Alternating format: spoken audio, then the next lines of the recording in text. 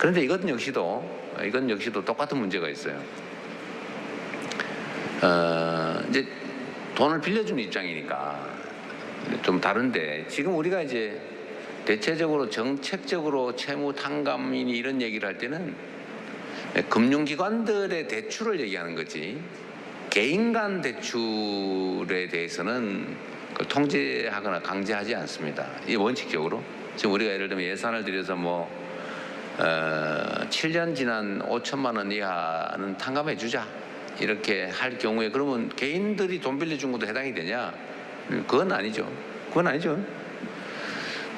그런데 이제 회생제도나 파산제도는 상당히 오래된 제도입니다.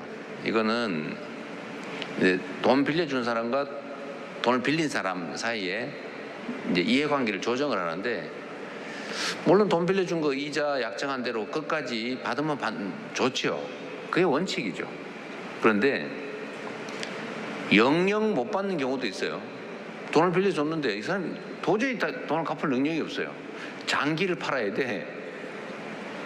예를 들면 그런 경우가 옛날에 있었어요. 너 장기라도 팔아 막 이래가지고 또 안 판다니까 강제로 막 납치해가지고 그런 경우가 있었어요.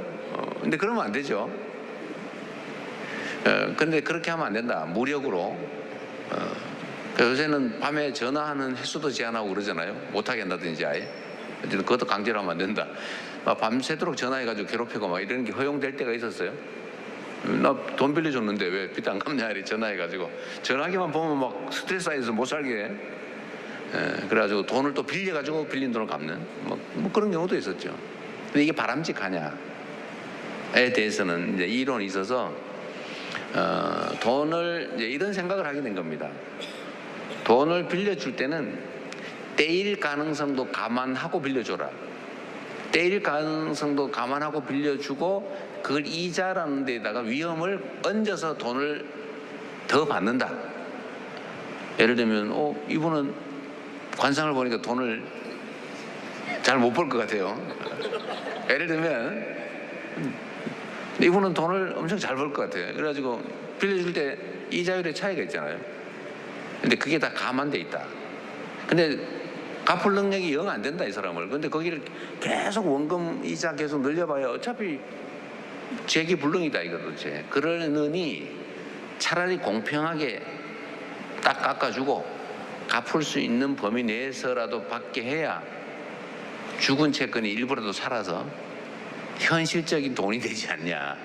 근데 그걸 조정해 주는 게 파산제도죠. 또는 회생제도. 그것도 역시 법으로 우리 국민들이 국회를 통해서 합의한 것이기 때문에 싫어도 할 수 없이 응할 수밖에 없는 거죠. 그리고 이게 사회 전체 입장에서 보면 타당한 측면이 있습니다. 근데 그 개인적 관계에서는 파산이니 회생이니 이렇게 하지만, 이제 정부 차원에서는 이런 채무 탕감 제도를 도입할 수밖에 없어요. 근데 이게 대한민국에만 있는 건 아니고 전 세계에 다 있어요. 미국 대체로 우리가 기억할 만한 거는 미국의 모기지론 사태든가, 집을 담보로 돈을 엄청 빌렸는데 전부 집값이 떨어져가지고 다 빚쟁이가 된 거예요, 미국 시민들이. 근데 이걸 원칙대로 다 처리하면 다 금융권까지 다 망하는 거예요. 그러니까 이거를 정리하자. 그래서 정리를 하는 겁니다. 그리고 요즘은 그런 것도 있어요. 주빌리라고. 성경에 보면 50년마다 빚을 다 탕감을 해주고, 어떤 데는 노예 종살이도 해방해주고 그랬다 그래요. 옛날에 원시 시대에도 그랬다는 거죠. 근데 이 문명사회에서 한번 빚지면 죽을 때까지, 심지어 자식들까지 영영 그 빚은 상속된다. 이 마귀도 아니고, 그러면 안 된다라는 이제 생각들이 생겨난 거예요. 그래서 채무 탕감을 좀 하자. 특히 금융기관들의 경우는 이걸 빌려주면 몇 퍼센트는 빚을 못 갚는다. 그러니까 요거는 다 이자에 얹어가지고 다 미리 받았어요. 그런데 그 예측했던 위험, 이미 다 비용으로 산정해가지고 이자로 받고 있는 그 부실채권, 못 갚는 걸 끝까지 쫓아다니면서 받으면 부당이득이 되는 거예요, 사실. 예를 들면 이 10명 중에 1명은 못 갚을 거라고 보고 9명한테 그 1명 못 갚을 거를 계산을 해가지고 9명한테 다 이자를 받고 있는데, 다 받았는데 그 못 갚은 1명을 끝까지 쫓아다가지고 다 받으면 이게 부당이득이죠. 그 이중으로 받는 거잖아요. 그래서 사실 이건 정리를 해주는 게 맞습니다. 예, 그게 이제 형평성에 맞다. 또 한 가지는 너무 잔인하잖아요. 은행은 어떻게 받느냐, 예를 들면 연체가 발생하면, 뭐 정확한 숫자는 아닙니다. 숫자에 예를 들면 또 문제가 될 것 같아가지고. 근데 누가 3개월 이상 또 1년 이렇게 막 연체를 하면 원래는 포기해야 되는데 이거를 팔아요. 이거를 이제 입찰을 해가지고 팔아요. 얼마에 파냐? 대개 뭐 10%, 많이 받으면 30% 팔아요. 그러면 산 사람은 원금 1억짜리를 1,000만 원에 사는 거예요. 그래가지고 1억을 내라고 쫓아가면서 괴롭혀요. 그래가지고 3,000만 원 받으면 엄청 돈 버는 거죠. 이거 온당하냐? 근데 이 사람들이 또 열심히 받다가 또 못 받아요. 그거 또 팔아요. 이번에는 5% 이렇게 팔아요. 5%에 산 사람이 더 고도의 아주 악질적인 방법으로 괴롭혀서 돈을 받기 시작해요. 밤에 전화하고 막 이런 거 하는 거예요, 그때부터. 맞아요? 한번 당해봤어요? 옛날 당해보셨대요. 지금도요. 지금도 몰래 하는 사람 있죠. 어쨌든 이렇게 해가지고 또 원금의 한 5%나 뭐 7%, 뭐 3% 이렇게 사가지고 막 괴롭혀가지고 10건 중에 1건만 받으면 이게 본전을 찾는 거예요. 얼마나 열심히 받겠어요? 그래서 당하는 사람 입장을 바꿔 생각해 보세요. 죽을 지경이죠.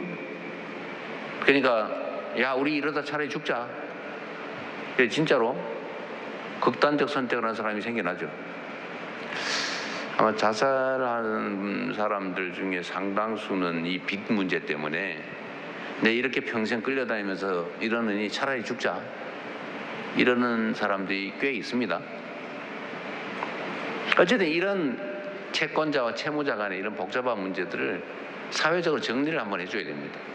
갚을 능력도 없는데 채권자 입장에서는 장부에 써진 숫자에 불과한데 A 땡땡 1억 뭐 원금 이자 막 늘어가지고 3억 이 장부에 써놓는데 실제 가치는 1%, 예를 들면 100만 원 정도에 불과하다. 그런데 빚쟁이 입장에서는 3억이 빚을 지고 있는 거예요. 채권자는 100만 원 가치밖에 없는데 빚쟁이 채무자는 3억 빚을 지고 있는 겁니다. 이게 부당하잖아요. 그리고 이 사람들은 빚을 지면 신용불량 되죠. 통장 거래도 못하고 통장이 있으면 압류당하고 이러니까 회사에 취직도 못하고 어디 알바 같은 데 가면은 통장으로 받아야 되는데 통장이 있어요. 그럼 통장이 없으니까 알바도 못해요. 사회적으로 보면 정상적인 경제활동을 못하는 상황이 발생합니다. 그러면 손실이죠. 정부 입장에서 보면. 그래서 이런 걸 그냥 방치하는 게 과연 옳으냐라는 것 때문에 차라리 못 갚는 게 확실한 거는 탕감해버리자. 싹 정리해버리자. 이게 모두에게 좋아요, 사실. 그러니까 반론이잖아요. 아까 선생님, 예를 들면 다른 분들. 제가 사실 오늘 대전 와서 이 문제와 관련해서 얘기하고 싶은 진짜는 이 얘기예요. 이 얘기하려고 온 측면이 있으니까 이해를 좀 하십시오. 이거를 도덕적 해이, 아니 그거 뭐 7년 안 갚고 5천만 원 이하니까 채무 탕감해주고, 그럼 앞으로도 7년 안 갚고 그러면 나도 안 갚아야지, 이런 사람 생기면 어떡할래? 라고 하는 거 아니에요?